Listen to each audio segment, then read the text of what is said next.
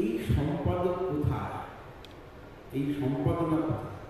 আর Facebook তো আরো খুলে দিয়েছে, উজাড় করে দিয়েছে। এবারে অন্যান্য ভাষায় আসি, অন্যান্য ভাষায় একই জিনিস, সম্পাদনা জিনিসটা প্রায় চলে গেছে বা যাচ্ছে। এইখানে দরকার কিছু কঠোর, বাংলায় দরকার কিছু কঠোর সম্ভাবনা। তা না হলে এই যে একটা সুযোগ, একটা সম্ভাবনা সোশ্যাল মিডিয়ায় নিজেকে প্রকাশ করা, কারোর উপরে নির্ভর না করে, সেইটা কিন্তু সেইটাই সমস্যা হয়ে দাঁড়ায় বা দাঁড়াচ্ছে। এই জায়গাটা আমি মূলত বলতে চাইছি। ধন্যবাদ। তো আরেকটি কথা মৃণাল বলে গেল, আপনারা যদি কারো কোনো প্রশ্ন থাকে আপনাদের কারো, শেষ 15 মিনিট আপনাদের মধ্য থেকে আসা প্রশ্নের উত্তর আমরা আমাদের যে দুজন অতিথি আছেন তাদের কাছে পৌঁছে দেবো এবং তারা দেওয়ার চেষ্টা করবেন। আপনারা চিরকুটের একটি প্রশ্ন পাঠাতে পারেন মৃণালের মাধ্যমে।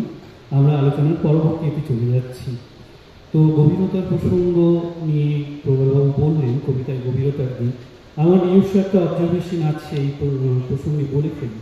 সুনীলবাবুর কথা এসেছে বা এখনকার এতে যেটা দেখা যায় যে কবিতা নয়, কবি প্রভাবিত করছে বেশি মানুষকে, মানে আমাদের পরবর্তী প্রজন্মকে, নবীন প্রজন্মের কবিদেরকে। কবির দ্বারা তারা প্রভাবিত হচ্ছে যতটা বেশি, কবিতার দ্বারা হচ্ছে না। এর একটা বলা যায় যে আমরা জীবনানন্দের কথা যতজন বলি এবং তার ছবি শেয়ার করি, তার কথা বলি, তার কবিতা ততজন মানি কিনা, মানি শব্দটা বলছি এই কারণে, কারণ আমরা কবিতা চর্চা করি, কবিতা লিখতে গিয়ে যেটা লিখি সেটা পড়লে বোঝা যায় না যে জীবনানন্দ বলে বাংলা একজন কবি জন্মেছিলেন, বা বাংলা কবিতার জায়গাটাকে তিনি কতটা প্রসারিত করেছিলেন, কতটা উচ্চে তুলে দিয়েছিলেন।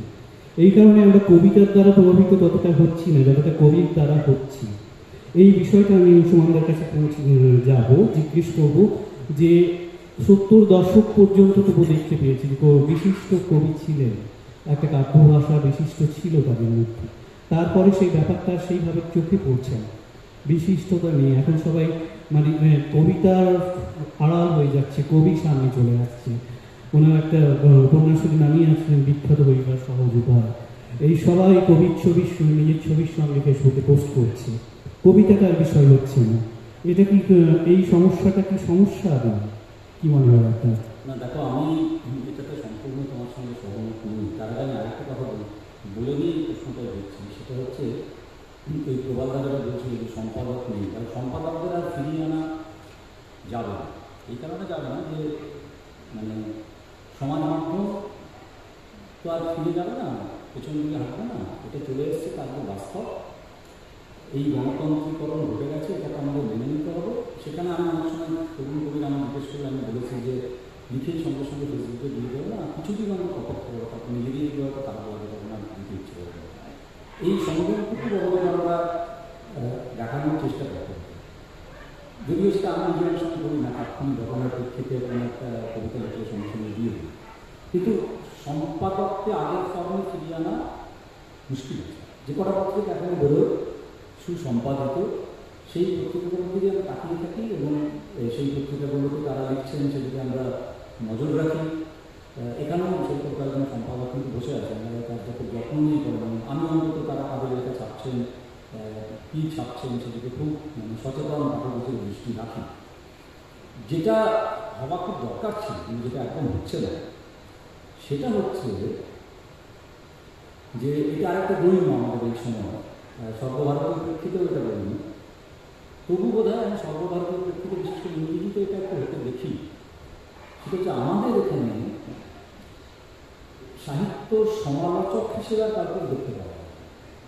যে ভাষায় রাজা বুদ্ধদেব বসেছিলেন সে ভাষায় কেউ নেই, আর এমন কেউ নেই যিনি যদি ফেসবুকেও একজন কবির সম্বন্ধে লেখেন তো আমরা সেই লেখাকে মান্যতা পাবে, মনে চলে বসবো এবং সেই কবিকে তার কবিতাকে পড়ার ক্ষেত্রে আগ্রহী হয়ে উঠবে। এখন যে বুক রিভিউগুলো হয় আনফর্চুনেটলি অধিকাংশ ক্ষেত্রে সেগুলোকে প্রকৃত অর্থে বুক রিভিউ বলাই যায় কিনা সেটা মাঝে মাঝে আমার প্রশ্ন লাগে। আমি বাণিজ্যিক কাগজ থেকে শুরু করে ছোটো পত্রিকার, একাধিক ছোটো পত্রিকার বুক রিভিউতে মাথায় রেখে বলছি। এবং সামগ্রিকভাবে ধরা যাক বুদ্ধদেব বসু, মানে আমি যদি জিজ্ঞেস করা হয় আমি বলবো যে এটা আমার একান্ত নিজস্ব মত, অনেকেই আমার সঙ্গে দ্বিমত পোষণ করতে পারেন, যে আমি তো কবিতার খুব একটা অনুরাগী নই, উপন্যাসের ক্ষেত্রে একটি বা দুটি মই কাব্যনাটকও পাই, কিন্তু আমি তার প্রবন্ধ এবং সমালোচনা সাহিত্যকে মাথায় তুলে এবং শেখার চেষ্টা করেছি নিজেও লিখতে গিয়ে, যে কী করে লিখছেন অবজার্ভ করার চেষ্টা করেছি।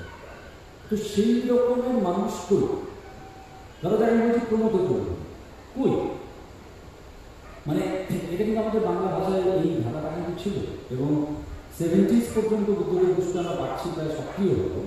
তারপরে কিন্তু একটা বড় গ্যাপ হয়েছে, মানে একজন এই মাপের সাহিত্য সমালোচকের অনুপস্থিতি আমাদের এই সময়ে সবচেয়ে বড় সমস্যা বলে আমি অন্তত মনে করছি। বা ধরা যাক যে কাজটা সম্পাদনার ক্ষেত্রে আমি বলছি, প্রতি বছর যদি একটা সম্পাদনা না হয়, যে কাজটা ধরা যাক আমি বলছি দেবীপ্রসাদ বন্দ্যোপাধ্যায় করতেন বা মনীন্দ্র দত্ত করতেন, সেই কাজটা আবার হচ্ছে না। যে ধরা যাক আমি 1 বছরের শ্রেষ্ঠ কবিতা বার করছি, কেউ করছেন কি? আমরা গত বছর থেকে দেখছিলাম একটা দুটো উদ্যোগ নেওয়া হয়েছে, তো সেগুলোর যারা সম্পাদক তাদের সেই মান্যতা আমরা দিই না, এবং সেখানে তো হাবি জাবি সব কিছুই ইচ্ছা করা হচ্ছে। আমি বলছি যে আমি করোনা পত্রিকার ভূমিকা দূরে সরিয়ে রাখলাম,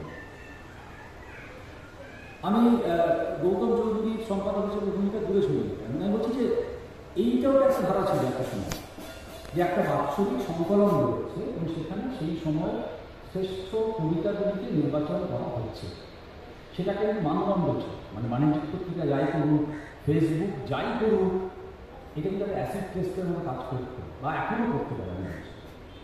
সেই উদ্যোগগুলো তারা নিচ্ছে। এখন যে সংকলনগুলো হয় বার্ষিক সংকলন, সেগুলোই সংগ্রাহকে যায়।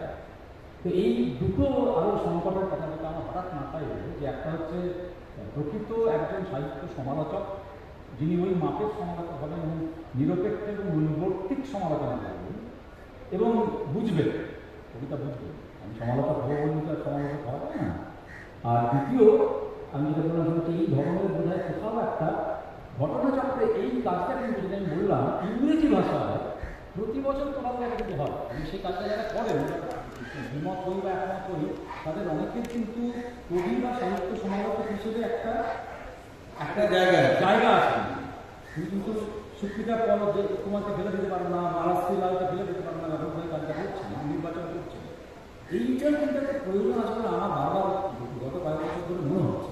তাহলে কিন্তু এই যে বহু প্রজননগামী বাংলা কবিতা, সেটাকে আমি খারাপ লক্ষণ বলছি না, তার মধ্যে থেকেই মণিমুক্ত আমরা খুঁজে পাচ্ছি, এখনো পাচ্ছি। তো সেটাকে দ্রুত চিহ্নিতকরণের এবং দুধ এবং জলকে পৃথকীকরণের যে ব্যবস্থা, সেটা কিন্তু খানিকটা করা সম্ভব। এবং এরকম কাজ যদি দায়িত্ব নিয়ে ভালো সম্পাদক করতে পারেন, 1-2 বছর পরে কিন্তু সেই সংকলন দিকে লোকে তাকিয়ে থাকবে। ইংরেজি ভাষার খবর যেহেতু ভারতীয় ইংরেজি খবর আমরা দুজনেই রাখি, আমরা দেখেছি যে ওই সংকলনে, এবং ওগুলো ওরা পিয়ার রিভিউ করেন, কবির নাম পর্যন্ত যায় না। ওরা যাদেরকে দিয়ে কবিতাগুলো বাছান, আমি জানি ওরা দুজনেই ব্যক্তিগতভাবে আমার খুব ঘনিষ্ঠ বন্ধু। আমি জানি আমাকে বলেছেন, সুপ্রিতাও বলেছেন, মালাদিও বলেছেন, যে কবির নামও যায় না। কবির নাম ছাড়া ওরা 5জন রেফারের কাছে পাঠিয়ে দিলেন। আমার কাছেও এসেছিল একবার ওই 3টে কবিতা বাছার জন্য, যে কোনগুলোকে রাখা যায়। যে জন্য যখন এই কবিতাগুলো বেরোচ্ছে ইংরেজি সংকলনে বছরের শেষে, তখন প্রত্যেকে গর্বিত হয়ে পোস্ট করছেন যে এখানে আমার একটা কবিতার ঠাঁই পেয়েছে। ওই যে মানদণ্ডের কথা প্রবলরা বলছি, আশ্চর্যজনকভাবে সেটা কিন্তু বাংলা ভাষায় আমরা এই ট্রেডিশন অনেক আগে সেট করেছিলাম, অনেক কিছু নেই, অনেক আগে সেট করেছিলাম, মনীন্দ্র করেছিলাম, দেবীপ্রসাদ বন্দ্যোপাধ্যায় করেছিলাম।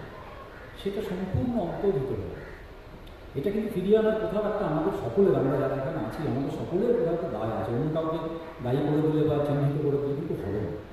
আর গভীরতার কথা যেটা বলেছে, সেটা বলে বিশেষ করছি, আমি এটা একমত নই। এখনও ফেসবুকে আমি এটা দেখেছি, এমন গভীর কবিতা আমি পড়েছি যে আমাকে সারাদিন সেই কবিতাটা নিয়ে হয়তো থাকতে হয়েছে। সারাদিন আমার কবিতাটা সেই কবিতা নিয়ে। ফেসবুক মানেই সেখানে জোলো, একপেশে, তরল, লঘু কবিতা প্রকাশ পাচ্ছে, এ কথা মনে করার কোনো কারণ নেই। হয়তো ইন টার্মস অফ মানে ওই লাইকস যদি আমরা দেখি, তাহলে হয়তো সেটা কম। আমি নিজেই দেখেছি, আমি কোনো একটা রাজনৈতিক ঘটনার প্রতিক্রিয়া একটা কবিতা লিখতে যত লাইক হয়, আমি আমার ঘরের কাছাকাছি থাকা একটা কবিতা লিখে দেখি তার অনেক কম লাইক হচ্ছে। কাজে এটা বাস্তব, লাইক দিয়ে বিচার করলে হবে না। কিন্তু আমি যদি বলি মাধ্যম হিসেবে, এই মাধ্যমে অত্যন্ত গভীর কবিতা। বাংলা কবিতার গভীরতা কমে গেছে বলে যদি একটা সাধারণীকরণ করা হয়, আমি তো এই চোখের সামনে দেখতে পাচ্ছি অন্তত মানে মানে অন্তত 8-10 জন এমন কবি আছেন যাদের কবিতা অত্যন্ত গভীর, যাদের কবিতা একটি পঙ্ক্তি পড়ার পর দ্বিতীয় পঙ্ক্তিতে যাওয়ার আগে আমাকে থামতে হবে। তো আমি তো বলতে পারবো যে ফেসবুকে আসার ফলে বাংলা কবিতা কমে যাচ্ছে, একেবারেই আমি এটা বিশ্বাস করি। হ্যাঁ, কিন্তু সেটা সংখ্যা এত কম না, বা সংখ্যা কম বলবো না। হ্যাঁ, সেটা আসলে বহু প্রকাশে অসম্পাদিত কবিতা এত বেশি সেগুলো হারিয়ে যায়, সেটা নজরে পড়া মুশকিল হয়ে যায়। ওটা হারিয়ে সবসময় কিন্তু যাচ্ছে না, কেন নয় বলি। আমি কিন্তু একটা লক্ষ্য করেছি যে এই কবিদের, আমি নাম করছি না কারণ নেম ড্রপ করা এটা উচিত হবে না, আমি লক্ষ্য করেছি কিন্তু এই কবিদের একটা নির্দিষ্ট পাঠক গোষ্ঠী তৈরি হয়ে যাচ্ছে এবং দায়িত্ব নিয়ে বলছি যে এই প্রকাশনা সংস্থাগুলোর হারিয়ে খবর অনেকটা আমি জানি, এদের বইয়ের স্টেডি বিক্রি আছে, যেটা কিন্তু হয়তো 1000, 2000, 3000 লাইক পাওয়া একজন কবি ওই অসম্পাদিত অতি জঘন্য কবিতা তার বইয়ের জন্য বিক্রি নেই, যার বই পিওরিতে 25টা ছাপা হয়, কিন্তু এদের বই 1100 ছাপা হচ্ছে এবং বিক্রি হয়ে যাচ্ছে। কাজে আমি অতটা হতাশ হতেও রাজি নই। আমি মানে অভিজ্ঞতা থেকে এই কথাটা একটু বললাম, হয়তো তোমার সঙ্গে একটি মতো আমি সমস্যা